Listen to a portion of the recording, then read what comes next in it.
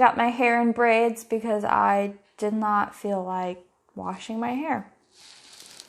And so this is to hide the fact that it's greasy.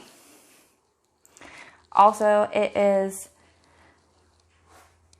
almost November and still warm enough to wear tank tops. And I thought that when I moved away from Louisiana that this wouldn't be a thing anymore, but here I am. And watch me in a couple of weeks complain about how cold it is outside. Because that's who I am as a person.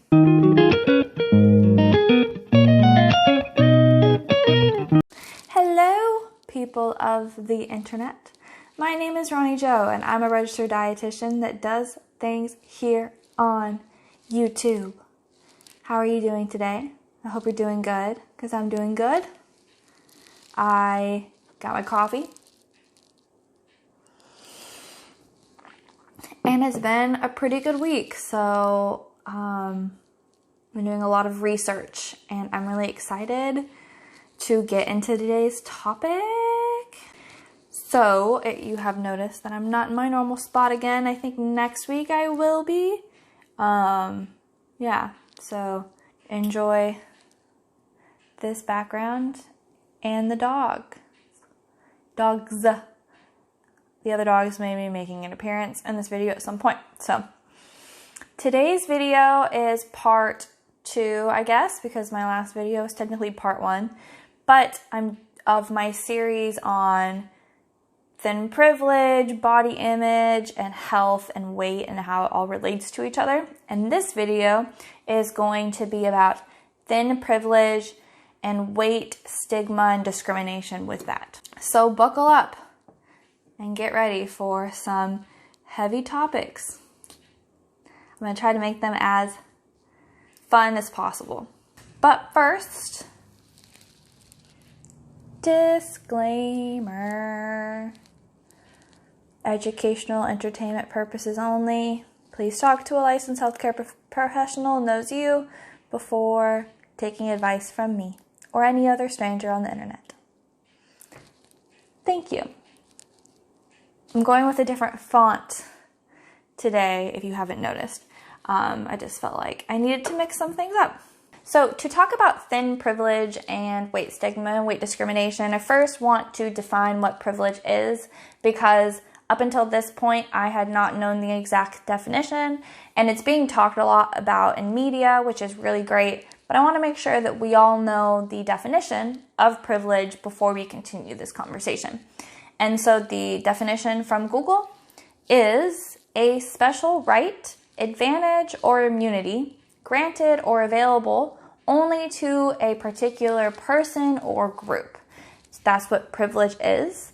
Because it is a right, it is usually invisible, but can be based off of very visual characteristics, such as the gender in which you present, your race, your body size, your perceived class, and your perceived intelligence.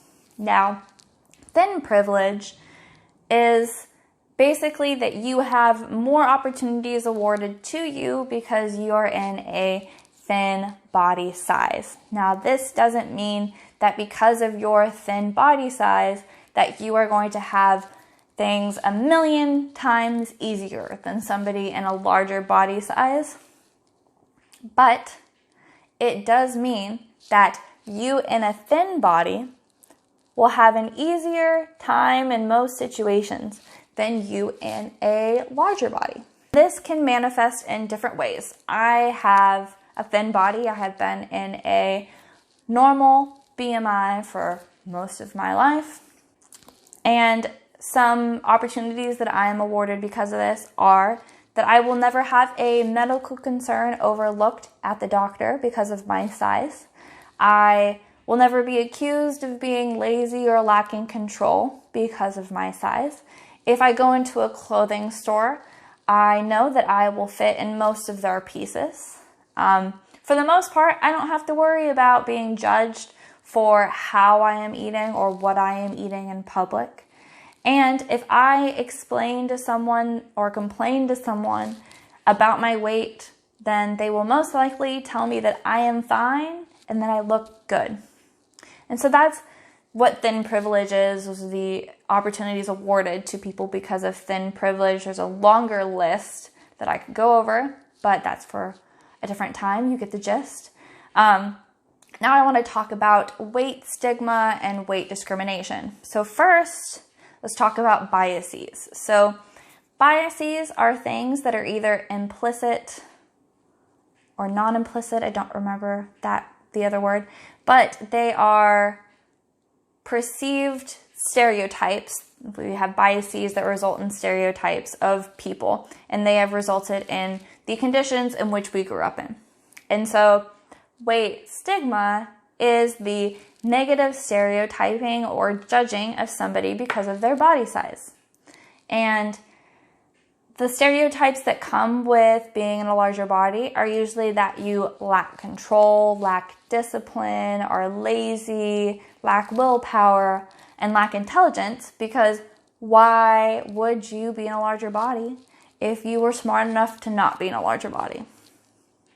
When teachers have even admitted that they perceive their fatter students to be less intelligent and have less of a chance of succeeding than their thin counterparts.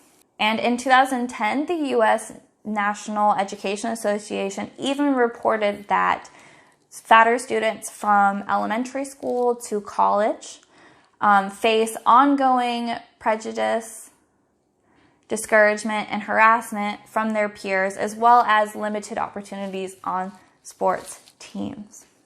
And so all of the stigma results in this type of discrimination. And this type of discrimination has lots of negative effects on both their mental and physical health. People who experience weight discrimination are less likely to go to gyms or work out in public. They're less likely to go to the doctor for medical concerns. They're less likely to go to social events. And they're more likely to develop eating disorders. And all of this results in a lower self-esteem, higher rates of depression, and overall limited or decreased quality of life. And one study in 2015 even showed that people who experience extreme weight discrimination have an increased mortality risk of 60% because of the added stress and decreased mental and physical state.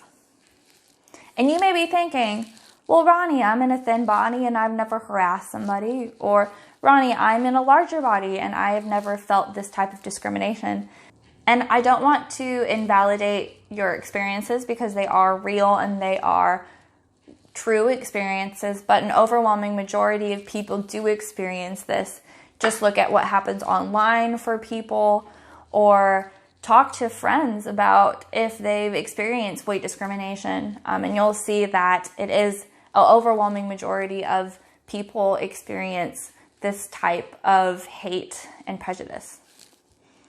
And it's often reported that people who experience this weight discrimination say that it comes from friends and family because they think that the diet talk is helping when it's actually doing way more harm than good. And so I encourage you, next time that you are out with friends or family, or the holidays are coming up, when you're with them, to try to negate this diet talk, or just change the subject in general. You can say, I don't want to talk about this. That is perfectly fine and valid for you to say at any family or social event. So I guess the questions that we are left with are, why do we feel it's okay to comment on somebody's weight or size or appearance? And why as a society, are we so terrified of fat, being called fat, and being fat? And don't worry, we're going to talk about that in the next episode of this series. If you've made it to the end, thank you so much. Please like, comment. I want to know your thoughts on this video, thoughts on this topic. If you've experienced anything similar, or you have different experiences, please leave those below. Please like and subscribe if you like what I'm doing here. It really helps. it just helps me in the YouTube worlds. Until next time, please stay safe and stay healthy, and I will see y'all later. Bye.